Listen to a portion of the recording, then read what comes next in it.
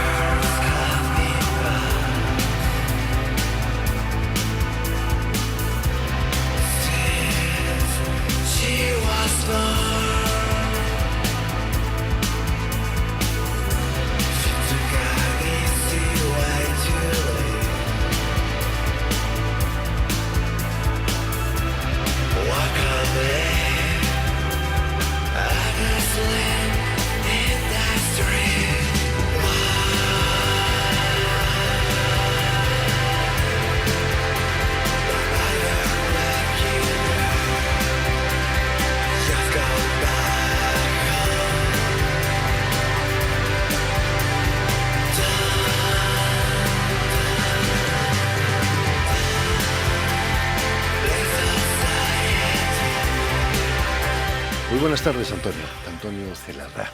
Buenas tardes, Jordi. Bienvenido a Radio Muchas gracias por la invitación. Un placer tenerte aquí entre nosotros. ¿No tienes la impresión, Antonio, que desde principios de año estamos en pleno downfall, una caída, estamos perdiendo poder, dinero y hasta la salud algunos, ¿no? Sí, yo creo que no solamente de principio de año, creo que el tema ha comenzado desde antes de la pandemia. Bueno, sí, el mundo ha cambiado y hay muchas cosas que no están tan bien, ¿no? El año pasado ha sido muy duro también para el mundo. Terrible, ¿no?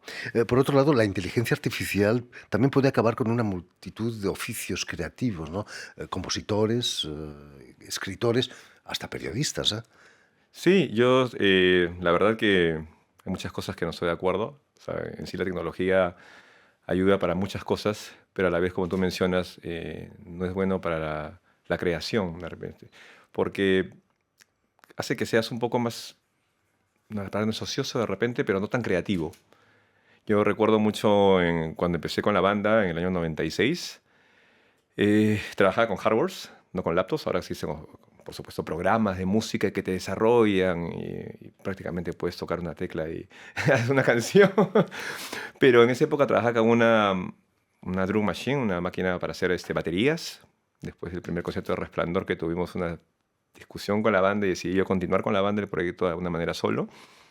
Y tenía un baterista virtual, digamos, que era esta drum machine, que tú la programas, pero era muy creativo. Yo no soy baterista, nunca había tocado batería y podía armar una canción que me tomaba horas armarla, pero lo hacía, ¿no?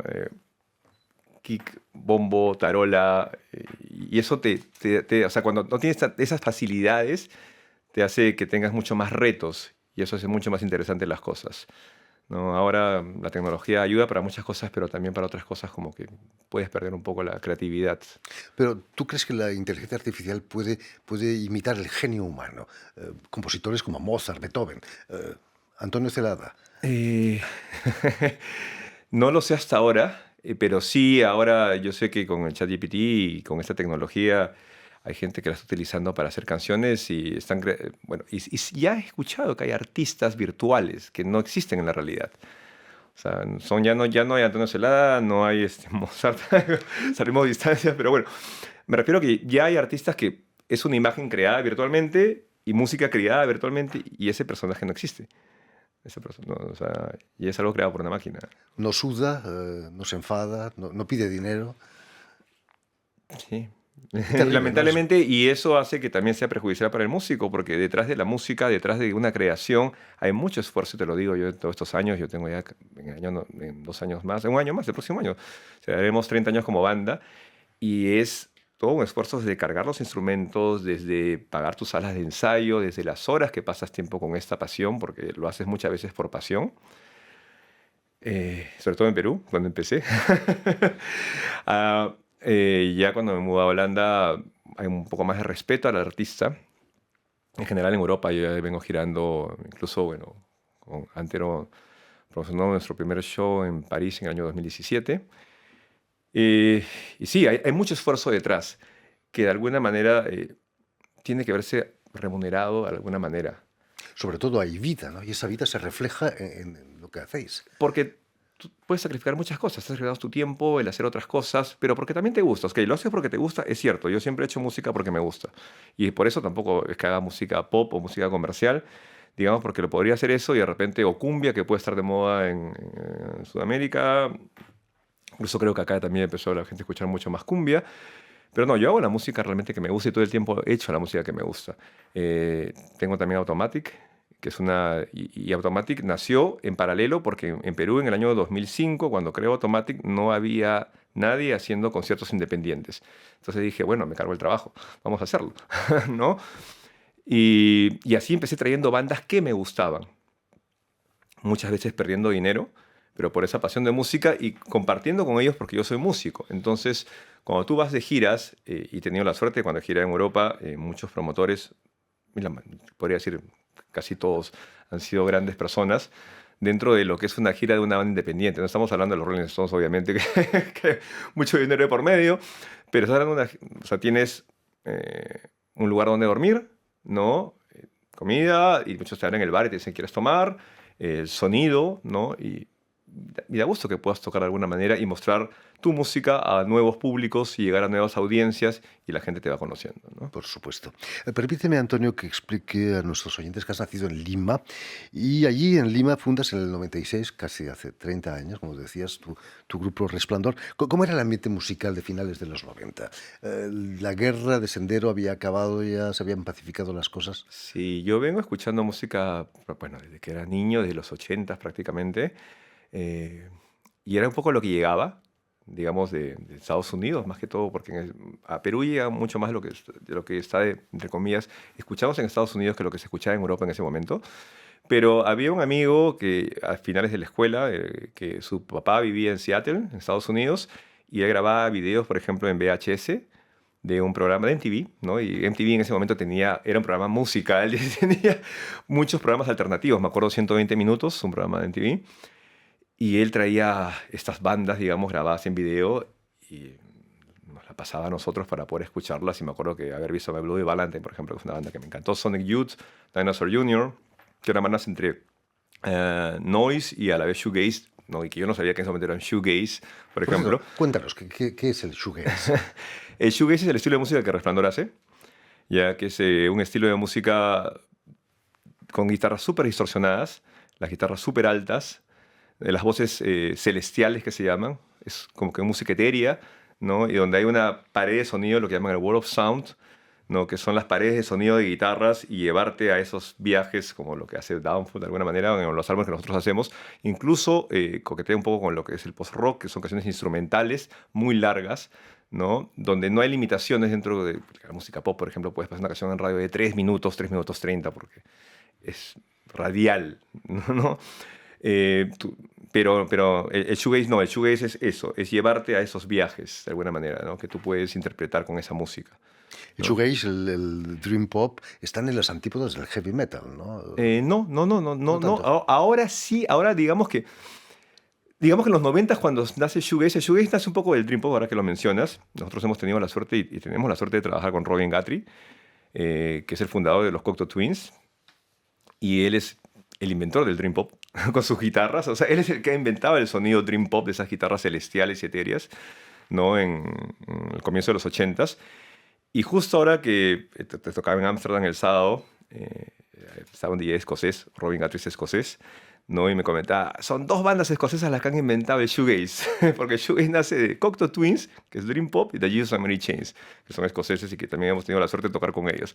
Porque Jesus and Mary Chains tenía esas paredes de ruido, ¿no? El sonido distorsionado, los feedbacks, que es juntar las guitarras con el amplificador, ¿no? Y ese caos. Entonces es una mezcla de caos, como llaman, el beautiful noise, ¿no? Es la mezcla del caos celestial, ¿no? Hace falta para eso vivir en un clima como el escocés, ¿no? O quizás en Holanda. Ahora vives en Holanda, en La Haya. ¿Qué es lo que te llevó a La Haya? Me casé. El amor La te lleva mejor a cruzar agencia de fronteras. viajes. La mejor agencia de viajes, decimos siempre. Sí, sí, me casé. Mi esposa es rusa, no es holandesa, pero trabaja en Holanda y decidimos establecernos ahí.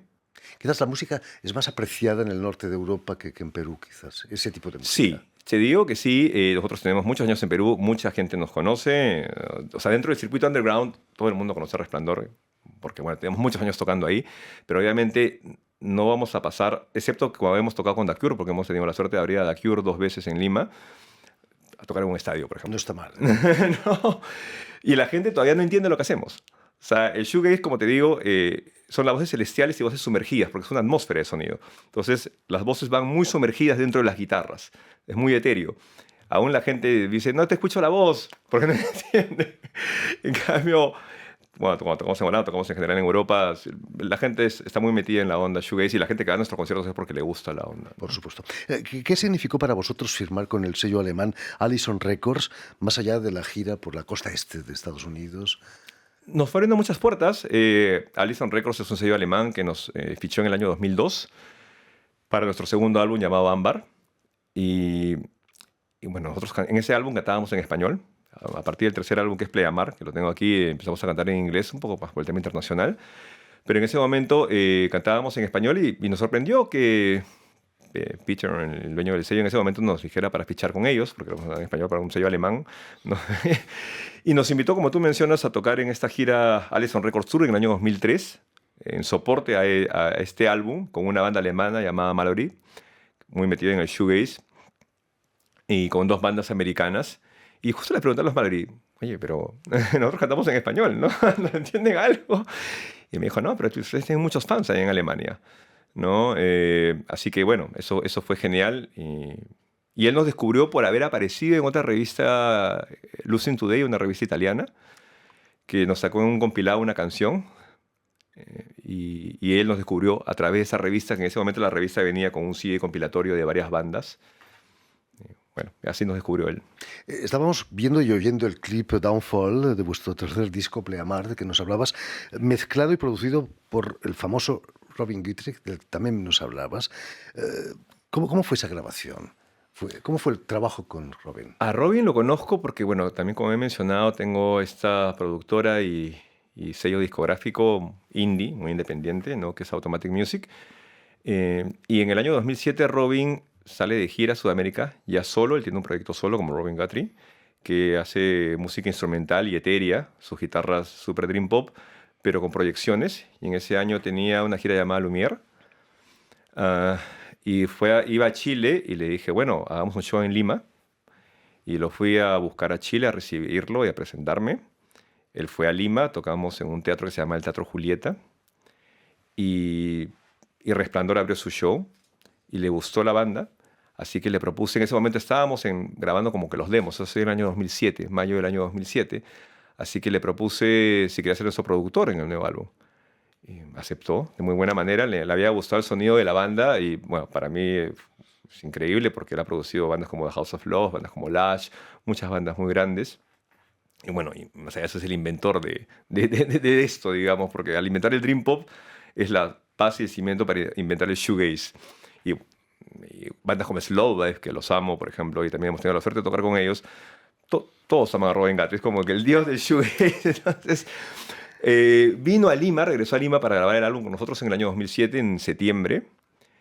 Y fue genial, lo grabamos en el estudio Alpamayo en Lima, un estudio que ya no existe, pero que uno de los mejores estudios en ese momento de Lima.